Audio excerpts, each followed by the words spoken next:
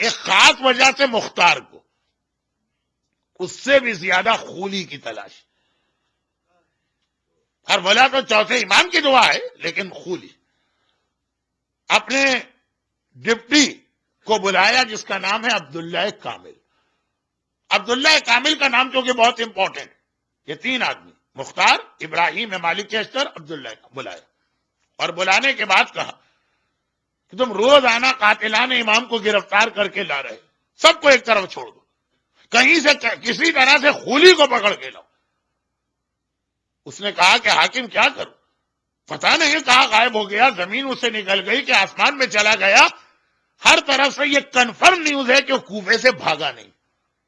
مختار نے کوفے پہ قبضہ کرتے کوفے کو چاروں طرف سے ایسے بند کر دیا.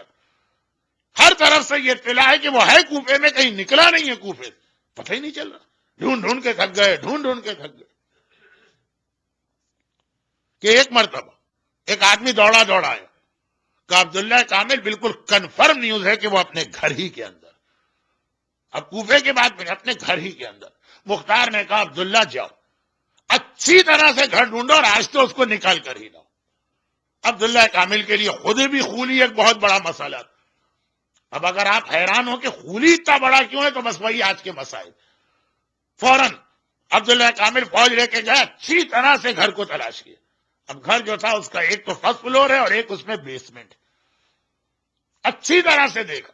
اچھا، خولی کی دو بیویاں تھیں، ایک کوفے کی رہنے والی محب اہل بیت اور ایک شام کی رہنے والی پوری پکی شامی ہر اعتبار سے. دونوں بیویاں. پہلے اچھی طرح تلاش کیا کہ نہیں عورتوں سے بات نہیں کرنا.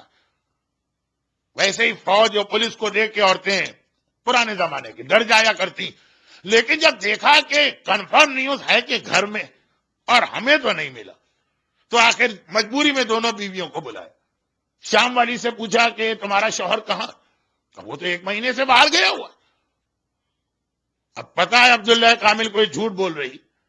1 مہینے کے اندر تو ہم نے بھی اس کو دیکھا جب مختار کو حکومت نہیں ملی، تو وہ 1 مہینے سے باہر گیا ہوا.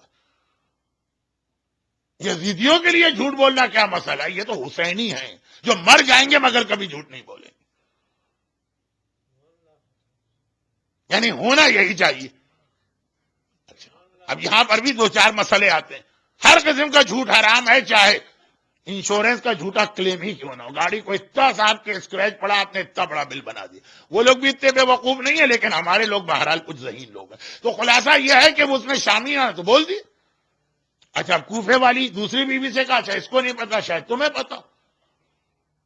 اس نے زبان سے تو یہی کہا، لیکن اشارت بیدہا الی بیت الخلا، اپنے ہاتھ سے اشارہ کیا کہ بیسمنٹ میں جو ایک واش روم یا ٹوائلٹ بنا ہوا، WC کا یہ، ٹوائلٹ کا یہ، واش روم کا یہ، ریسٹ روم کا یہ، پتہ نہیں کتنے لفظ استعمال ہوتے ہیں، مقصد سب کا ایک ہی، یہ وہاں چھپا ہوا. اب ذرا سا لوکیشن معلوم ہو گیا نا، پورا گھر نہیں، ایک خاص جگہ پہ وہاں گئے اور اب ڈھونڈ رہا ہے کہ یہاں کہاں. بہت دیر سے خولی بیٹھا ہوا تھا وہ واش روم کے اندر. اب وہ بہت ساری چیزیں تو ممبر پہ بیان کرنا بھی گھن آتی ہے، ضرورت بھی نہیں. وہ جو ایک ٹوکری رکھی رہتی تھی پہلے زمانے کے اندر جس میں بہت غلاظتیں جمع ہوتی تھی، یہ اس کے اندر چھپا بیٹھا اور سارے وہ غلاظت کے کپڑے اور ٹکڑے اور دوسری چیزیں. مگر آپ کو اکڑوں بٹھا دے کتنی دیر آپ بیٹھ سکتے ہیں؟ چلے مجھ جیسا آدمی جو بہت موٹا ہے وہ تو 2 منٹ میں ہی تھک جائے گا، لیکن جو نارمل آدمی بھی. اب وہ بیٹھے بیٹھے تھک گیا، ذرا ٹوکری ہلی. عبداللہ کامل کے کان کھڑے ہوئے کہ بند جگہ، یہاں ہوا بھی نہیں آ رہی. ٹوکری ہلی، ٹھوکر ماری، اس میں سے خولی باہر گیا. یہ کربلا میں کتنا ظالم تھا. لگ رہا تھا جیسے یہی خدا ہے.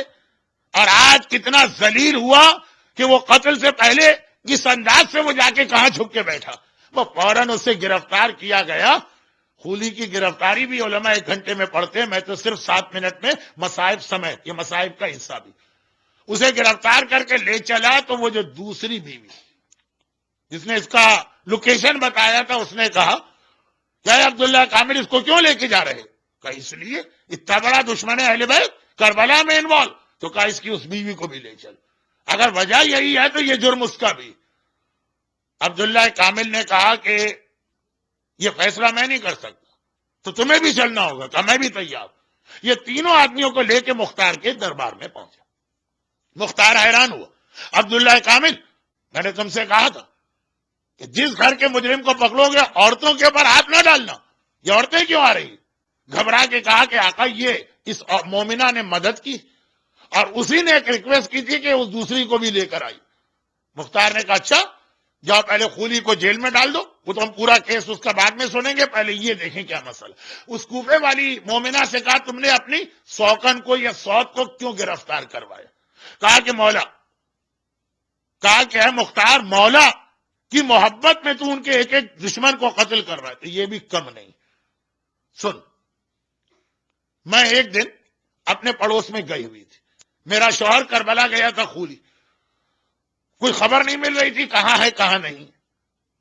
ابھی آپ کو تو ایک ایک منٹ کی رپورٹ ایس ایم ایس میں مل رہی ہوگی, چیٹنگ میں آپ کو پتا بھی ہوگا اس وقت کہاں ہے آپ کی, لیکن بیوی اور بیوی کو آپ کے بارے میں, لیکن گھر کچھ نہیں بت. تو میں گئی اپنے پڑوس میں, جب واپس آئی تو میں حیران ہو گئی, آج کون سی عید ہے کہ مجھے پتہ ہی نہیں. میں نے دیکھا میرا سارا گھر سجا ہوا, اچھے اچھے کھانے پکنے کی خوشبو آ رہی, اور ایک بار میری یہ سوکن سوت یہ اس طرح سے میرے سامنے آئی کہ پتہ چلا نہا کر دھو کر نئے کپڑے پہن کر زیورات پہن کے پورے جیسے بیوٹی پارلر سے تیار ہو کے آتی ہیں, 16 سنگار کر کے ناچتی گاتی ڈانس کرتی ہوئی میرے سامنے آئی. میں نے کہا کہ بھائی آج کون سی عید ہے, ہمیں تو پتہ ہی نہیں. کہ آج تو ایسی عید ہے کہ تمہارا کلیجہ ٹکڑے ٹکڑے ہو جائے گا. آج امیر المومنین یزید کو اللہ نے ایسی فتح دی ہے, اور ابو تراب کا بیٹا اس طرح سے مارا گیا, اور اس کی بہنیں اور بیویاں اور بیٹیاں اس طرح سے قیدی بنا کے لائی گئی. یہ عید منا رہی باقاعدہ جیسے عید مناتے. میں نے گھبرا کے پوچھا میرا آقا حسین مارا گیا؟ کہا مارا ہی نہیں گیا, ان کا کٹا سر بھی میرے گھر میں آیا ہے. میں نے گھبرا کے کہا میرے آقا کا سر کہاں ہے؟ تو پہلے ہر گھر میں تندور ہوتا تھا, آج کا اوون نہیں, تندور جس میں راکھ اور مٹی ہے. کہا کہ یہ سر میں نے لے جا کے اس میں رکھ دیا. اور ایک عجیب جملہ بھی کہا, وہ جملہ بھی میں کیسے بیان کروں. بہرحال اس کا کوئی تعلق اس بات سے ہے کہ تندور میں آگ ہوتی اور آخرت میں بھی کہیں پہ آگ ہوتی ہے, تو اس نے ایسا بدتمیزی والا اور اتنا توہین والا جملہ کہا. میں نے سر کو وہیں رکھا جہاں پہ وہ جائے گا ہمیشہ کے لیے. میں گھبرا کے میں دوڑی, میں نے تندور سے اپنے آقا کے سر کو اٹھایا, پورے سر میں راکھ ملی ہے, اپنے ہاتھوں سے صاف کرتی جاتی ہوں, اور یہ ناچتی اور گاتی بھی ہر جملے میں آقا حسین کی توہین کرتی جاتی ہے. اتنی ٹونٹنگ کی اس نے آقا پر کہ جب پھر آقا کی ماں پہ پہنچنے لگی, عورت ہے نا عورتوں کی زبان, تو میں نے گھبرا کے کہا اللہ کوئی ایسا آدمی پیدا کرے جو تیری زبان کو کاٹ دے. پہلے میرے آقا کی توہین, اب ان کی ماں کی توہین. بھرے دربار کے اندر ایک کوہرام بپا ہو گیا, لوگ رونے لگے. آج آپ 1400 سال کے بعد مجھ جیسے طالب علم کے ٹوٹے پوٹے جملے دیکھ کے گریا کر رہے ہیں, وہاں تو واقعاً اسی وقت کا واقعہ ہے, ہر آدمی رو رہا. لیکن مختار نامے کے حوالے سے یہ بھی ایک بہت اہم جملہ. لیکن مختار نے غم کے اس ماحول میں بھی کہا ہم عدل اور انصاف کے سارے تقاضے پورے کریں گے, تم نے جو کچھ کہا. لیکن سیکنڈ جو دوسری پارٹی ہے اس کی بات بھی سننا, اور سوگنے اور سوت تو ویسے ہی ایک دوسرے کی مخالف ہے, ہو سکتا تم نے بڑھا چلا کے کہا. وہ شامی عورت بھی کھڑی تھی, اس سے کہا کہ اس کے بارے میں کیا کہتی؟ کہا جو اس نے کہا بالکل صحیح کہا, میں نے یہی کیا. کہا اچھا دیکھ تو عورت ہے نا, چلو اس وقت جو بھی عقیدہ, اب بتا کیا کہتی ہے. کہا میں امیر المومنین یزید کی امامت اور خلافت پہ اعتقاد کامل رکھتی ہوں. کہا تجھے مار دیا جائے گا؟ کہا یزید کے نام پہ مجھے مرنا بھی گوارا. وہ مختار کہہ رہے ہیں کہ اب تک کتوں کو مار بھی چکے. ایک فاسق فاجر ظالم دشمن اہل بیت عورت اپنے عقیدے میں ایسی پکی نکلی کہ ننگی تلوار دیکھ رہی ہے, کہہ رہی ہے, اور یزید وہ مختار کہہ بھی رہا کہ معافی مانگو تو چھوڑ دیں گے, وہ ماضی کی بات ہے. کہا نہیں, جب مجھے امیر المومنین یزید پہ کامل اعتقاد ہے تو میں کس بات کی معافی مانگوں, میں اس کے نام پہ مر جانا بھی مجھے گوارا. چنانچہ اسے قتل کیا گیا. ایک دشمن اہل بیت اپنے عقیدے میں اتنا نکلا تو مومن. اب یہاں پہ رک کے کچھ باتیں کہنا تھی لیکن اب وقت نہیں رہا. اس کے بعد کہا یہ عورتوں کا مسئلہ تو ایک ضمنی تھا نا, اصل تو عورتیں تھی ہی نہیں, وہ تو کوفے والی عورت کیس لے کے آ گئے. خولی کو لا, خولی کو دیکھا. بس میں خود بھی اپنے آپ سے شرمندہ ہوں کہ خولی کے ایک جملے کا حق آج ادا نہیں کر پاؤں گا جس کے لیے میں نے سورہ مدثر کی آیت کی تلاوت کی تھی. شاید شروع میں نے 4-5 منٹ موضوع سے ہٹ کے لے لیے، اس سے مجھے آخر میں یہ نقصان ہوا۔ جملہ آپ کو سنا دوں گا اور اس جملے کے بعد ایک جملہ اور کہہ کے منزل مسائل۔ خولی کو لایا گیا، گرفتار، دربار مختار میں کھڑا ہے، جہاں اس سے پہلے اس کے کتنے ہی ساتھی لا کے مارے گئے۔ مختار نے کہا تو مسلمان ہے کہ کافر؟ کہا میں مسلمان ہوں۔ کہا یہ کیسا اسلام ہے کہ جس رسول کا کلمہ پڑھتا اسی کی اولاد کو شہید کرتا ہے، ان کو در بدر گھماتا ہے، ان کی بیٹیوں کو۔ خولی نے کہا حاکم سب یہی کر رہے تھے، میں نے کیا تو کیا عجب کیا، جو سب کر رہے تھے وہی میں نے کیا۔ یہ یزیدیت کی فکر سامنے آئی۔ یزیدیت کس بات کا نام ہے؟ جو سب کرے وہی تم کرو۔ آقا حسین جب مدینے سے چلے تھے، لوگوں نے کہا مولا کہاں جا رہے ہیں؟ تو یزید کا مقابلہ کرنا۔ مولا کوئی نہیں بول رہا، سب اس کو مان چکے، یا خاموش ہے تو آپ کیوں بول رہے ہیں؟ کہا جب حق کی بات ہو جائے گی اکیلا بھی رہوں، ساری دنیا ایک طرف ہو جائے، لیکن حسین حق کے اوپر جمع رہے گا۔ یہ حسینیت کہ جو سب کریں وہ تمہیں نہیں کرنا، تمہیں دیکھنا ہے حق کیا۔ وہ یزیدیت ہے جو سب کر رہے ہیں وہی تم بھی کرو۔ مولانا یہاں تو سبھی بے حجاب گھومتے ہیں، یہ یزیدیت بول رہی ہے، حسینیت نہیں بول رہی۔ مولانا یہاں تو سب یہی اپنے مثالیں دینا چاہتا تھا، 85 مثالیں۔ مولانا یہاں کا تو ماحول ہی یہی ہے، یہ یزیدیت بول رہی ہے، حسینیت نہیں۔ حسینیت کہتی ہے سب سے ہٹ کے یہ دیکھو اللہ تم سے کیا چاہتا ہے، اس کا نام ہے حسینیت۔ یزیدیت اس بات کا نام ہے سب لوگ کیا کر رہے ہیں۔ بس یہ پیغام والے 2 جملے تھے جو مجھ کو چھوڑنا پڑے، ایک ابراہیم مالک اشتر کا جملہ اور ایک خولی کا۔ پازیٹو اور نیگیٹو مل کے پیغام مکمل ہوتا ہے، ابراہیم جیسا مولائی، خولی جیسا دشمن اہل بیت، دونوں کے جملے ملائیے۔ لیکن اب آج نہیں، آج تو بس آخری بات خولی کی اتنی تلاش کیوں تھی؟ مختار نے کہا خولی اب بتا تو نے کربلا میں کیا کیا؟ چھوٹی موٹی باتیں چھوڑ دے جو تمہارے خیال میں چھوٹی موٹی، بڑے کارنامے جس پہ تو کوفے میں فخر کرتا۔ بس یہی مسائل۔ چنانچہ اگر آج بھی مسائل میں لائٹ بند کرنا ہے تو بس یہ منزل آ چکی، اور اگر آج موسم کی وجہ سے مناسب نہیں ہے تو بس یہی منزل مسائل۔ خولی بتا تو نے کیا کیا؟ ہر مولا کے 3 بھال کے 3 تیر تو آپ سنتے ہیں، خولی کے بھی یہ 3 جملے سنے، 3 وہ اور 3 یہ۔ اور خولی کا تیسرا جو جملہ ہے اسی میں ہرملا کا تیسرا تیر بیان کروں۔ اتفاق دیکھیے کہ میری مجلس میں بھی 2 ہی تیروں کا ذکر ہے، اور مرثیے کے اندر بھی وقت کی کمی کی وجہ سے ہمارے مرثیے خان صاحب کو 2 ہی تیروں کے بیان پہ بیان روکنا پڑا۔ خولی تو نے کیا کیا؟ کہا کہ حاکم جب حسین مارے گئے تو ساری ہماری فوج کو ہمارے ساتھ نے کہا ٹوٹ پڑو اور جو لوٹ سکتے ہو تمہیں پوری اجازت ہے مال و اسباب کی۔ مجھے ذرا آنے میں دیر ہو گئی۔ اب لوٹ مار میں تو یہی ہوتا ہے جس کو جو موقع ملے گا سامان اٹھا کے چل دے گا، لوٹ مار میں کون کسی کا انتظار کرتا ہے؟ مجھے ذرا دیر ہو گئی، میں ذرا سی دیر سے پہنچا۔ اب جب پہنچا تو دیکھا جتنی قیمتی چیزیں سب لوٹ گئے، کچھ نہیں، اب کچھ نہیں بچا، صرف وہ چیزیں بچی تھی کہ یا تو خود یزیدیوں نے اس کو بہت غیر اہم سمجھا یا یزیدیوں نے اس کو ایسا قابل احترام سمجھا، کچھ نہیں بچا تھا، سب لٹ گیا۔ میں نے دیکھا کہ ایک ننھی سی بچی کے کان میں بہت ہلکے سے گوشوارے، حسین کی بچی کے کان میں کون سے ڈائمنڈ کے گوشوارے ہوں گے، بہت ہی سادہ اور ہلکے سے گوشوارے۔